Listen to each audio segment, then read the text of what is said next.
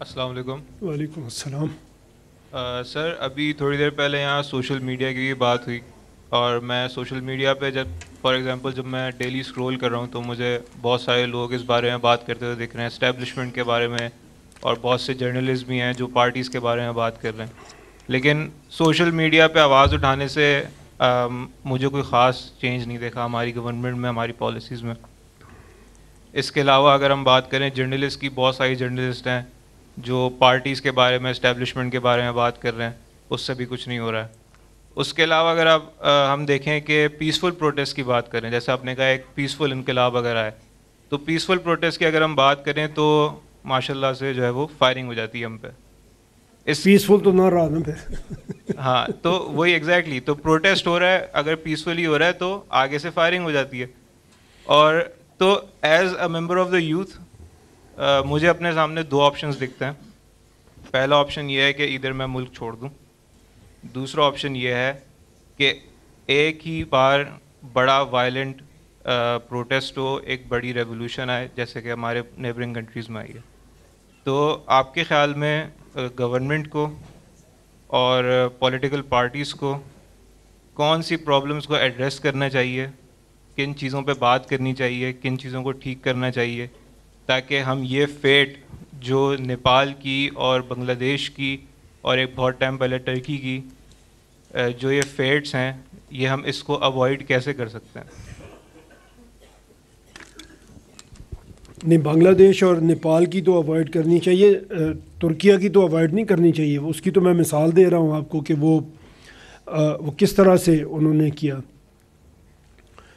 ہمارا جب آپ ایک پولیٹیکل پارٹی کی سپورٹ کر رہے ہیں سوشل میڈیا پہ، تو آپ کے مخالف بھی کچھ لوگ کسی دوسری پارٹی کی کیمپین کر رہے ہیں۔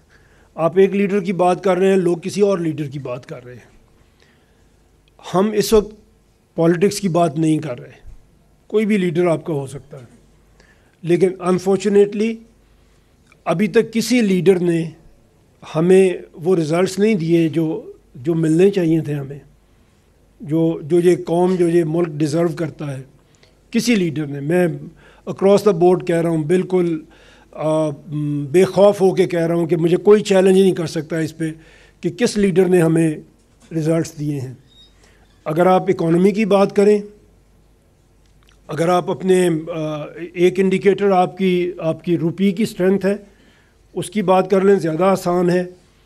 ابھی اپنا فون نکال لیں، اپنی کاپی پینسل نکال لیں، اور 1947 سے آج تک اپنے روپی کی اسٹرینتھ کو دیکھتے جائیں، وہ کس طرح سے مائنس ہو رہی ہے۔ وہ آپ کو اسٹریٹ لائن ملے گی، کہیں پہ کوئی رکے گی نہیں، وہ کسی پہ کم آپ کی وہ نیچے گئی ہے، اس کی اسٹرینتھ کہیں پہ زیادہ گئی، بٹ مسلسل نیچے جا رہی ہے۔ کوئی ایک سال کوئی ایک لیڈر آپ کو، ایک لیڈر کہتا ہے، میں نام نہیں اس وقت لیتا، ہمارے دور میں تو ڈالر 60 روپے کا تھا، اچھا اس سے پچھلا آپ لے آئیں گے تو اس کے دور میں 10 روپے کا تھا، تو روکا کس نے اس کو؟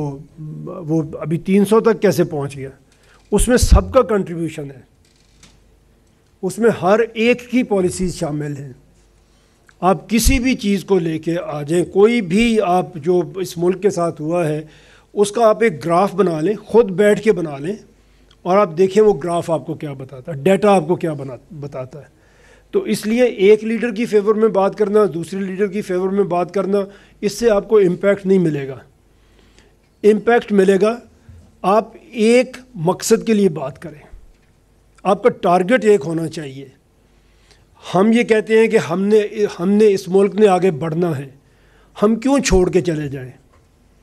اور اگر چلے جائیں گے تو کتنے لوگ چھوڑ کے چلے جائیں گے؟ ہمارے ساتھ جو خرابی ہوئی ہے وہ صرف یہ نہیں ہوئی کہ ہمیں تعلیم نہیں ملی، ہمیں تربیت بھی نہیں ملی۔ جھوٹی درخواستیں دے کے، ابھی کل میں BBC پہ پڑھ رہا تھا، سب سے بڑے پولیٹیکل اسائلم کے اپلیکنٹس جو وہاں پہ ہیں وہ پاکستان سے ہیں، دوسرے نمبر پہ افغانستان سے، تیسرے نمبر پہ ایران سے، اور جھوٹی اپلیکیشنیں ہم دیتے ہیں وہاں پہ جا کے۔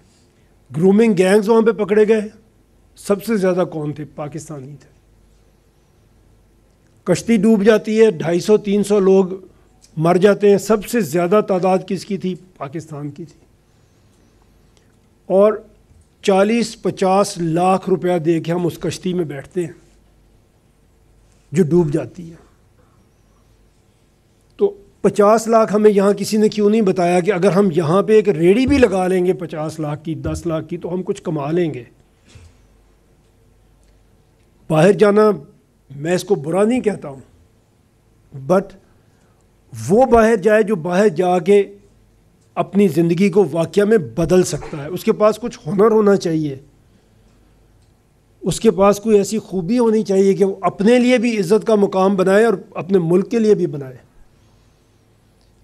تو وہ ہے آپ کے پاس تو آپ ضرور باہر جائیں. نہیں تو یہ 25 کروڑ کا ملک وسائل سے اور اپرچونٹیز سے خالی نہیں ہے ابھی بھی.